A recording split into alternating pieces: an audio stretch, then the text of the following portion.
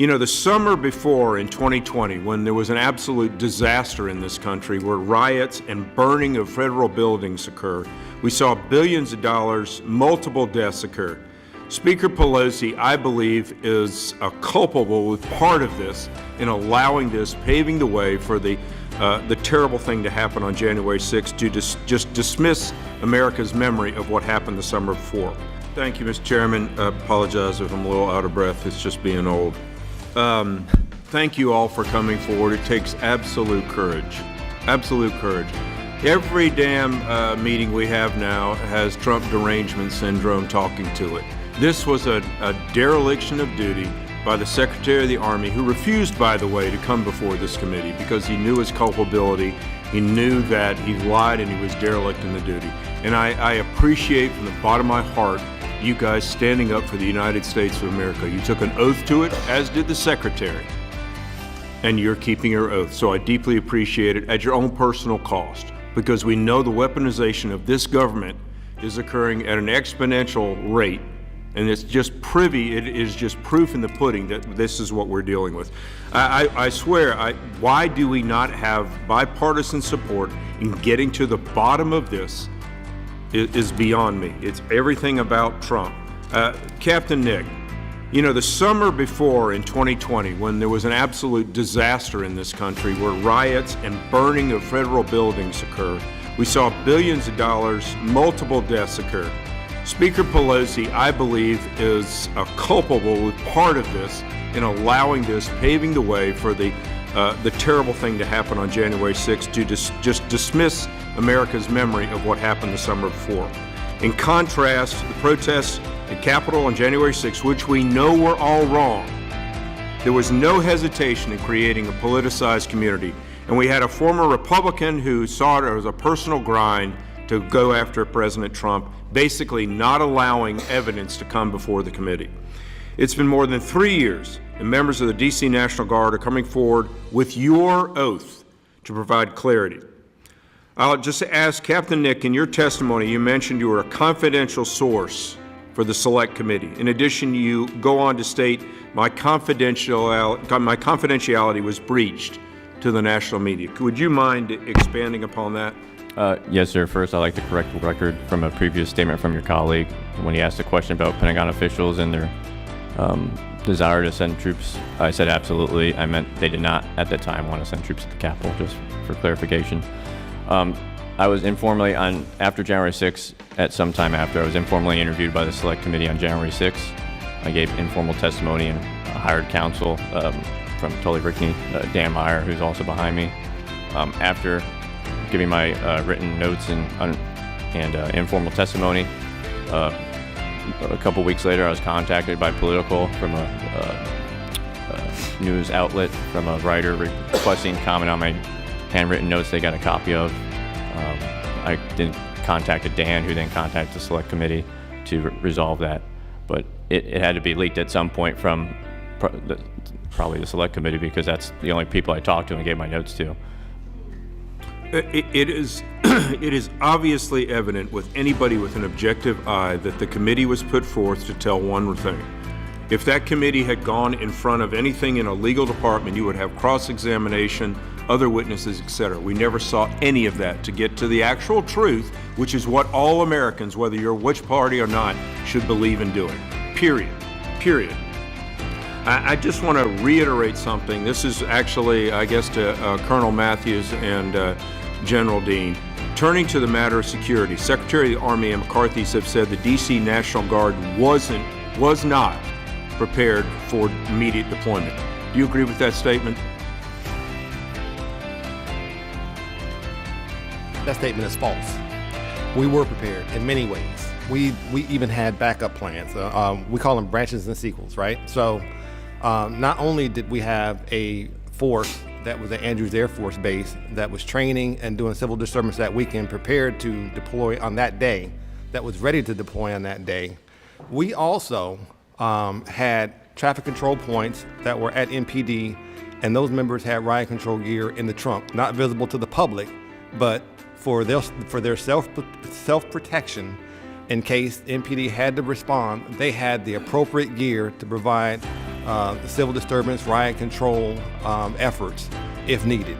And so we had the capability, we had the planning, we had the know-how. So the question that I have is, so out of all the events, out of all the inaugurations the District of Columbia National Guard supported, out of all the NATO summits, out of all the IMF protests that we've had, the summer 2020, COVID, we were not able to respond to this, we're incapable, that's categorically false. I find it just, my time is short, but I just find it a slap in the face to all the good men and women who serve in our armed forces to say you're not prepared.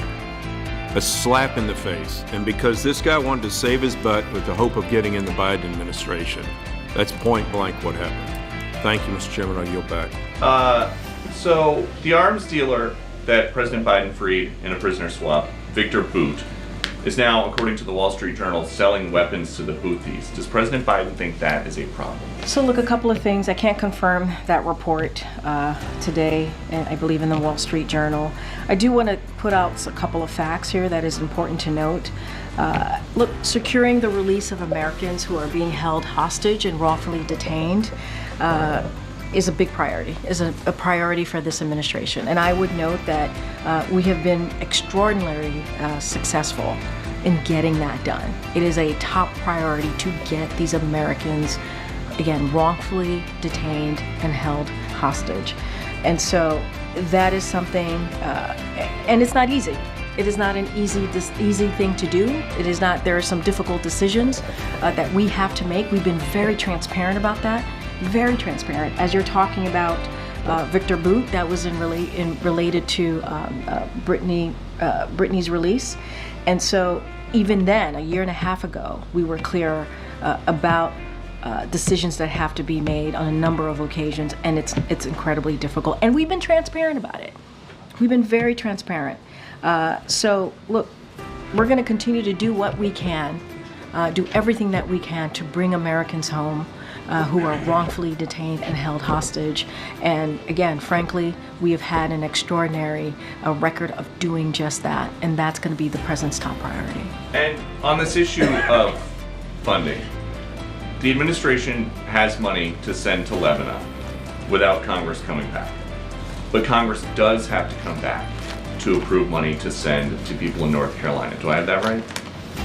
Here's what I'm going to be very clear about. The president and the vice president has had a robust whole of government response to this. Hundreds of millions of dollars. I said it at the top, more than $200 million that we have directly put towards survivors here for disaster help.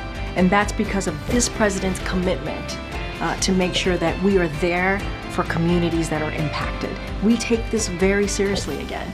We take this very seriously. And before the hurricane hit, we pre-positioned more than 1,500 federal folks on the ground to help. And so we have made sure that every state has gotten their storm requested emergency declaration. They requested it, and we made sure they received it. We've taken this very seriously. More than $200 million that we have provided to the impacted areas. But instead, people want to do disinformation, misinformation, which is dangerous. Because then when folks on the ground hear that, they may not want to ask for the help that they need. That is there for them. That's our focus here. But President Biden is fond of saying, show me your budget and I will tell you what you value. If he's got money for people in Lebanon right now, without Congress having to come back, what does it say about his values? There's not enough money right now for people in North Carolina who need it. That's not misinformation. Wait, no, that is your whole premise of the question is misinformation, sir.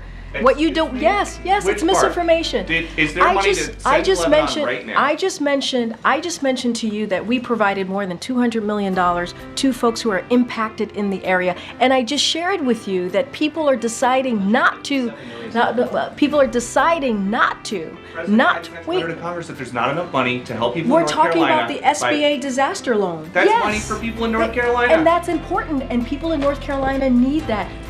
Wait, this is nothing new. Peter, this is nothing new. Congress comes together, they provide money, millions of dollars, for disaster relief. We're asking them to do the job that they have been doing for some time. The letter that President Biden doing sent to for some Johnson, McConnell, time. Schumer, and Jeffries. The president's letter is not misinformation. Would you agree? No, the way you're asking me the question is misinformation. There is money that we are allocating to the impacted areas, and there's money there to help people who truly need it. There are survivors who need the funding, and it's there. That you don't like misinformation. I said That's that, very- I actually said we have the money available to help survivors of Hurricane Helene and also Hurricane Milton. Now, there's going to be a shortfall, right? Because we don't know how bad Hurricane Milton is going to be. And so we're going to need additional funding. We're going to need additional That's funding. exactly what I just asked about. And you said it was No. misinformation. What you're asking me is why Congress needs to come back and do their job. That's what you're asking me. Congress needs to come back and do their job and provide extra assistance, extra funding to disaster relief fund. That's what Congress needs to do, and we're going to continue to urge that. You may not want that, but that's okay. That's what this president wants, and that's what the vice president wants. Thanks, everybody.